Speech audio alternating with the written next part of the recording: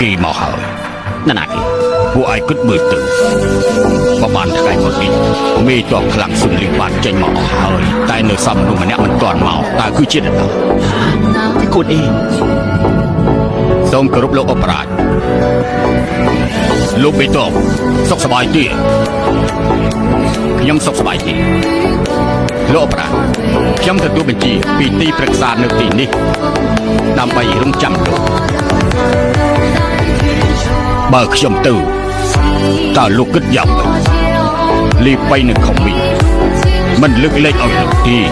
ទោះជាពួកគេលើកលែងឲ្យលោកចៅអ៊ីនិងសុនឈៀនដែលនៅជាងតុកក៏មិនលើកលែងឲ្យលោកដែរ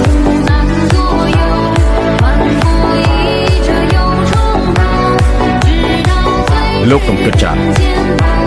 ទៅចុះខ្ញុំមិនអាចទៅទេដាច់និយាយទៅបាទ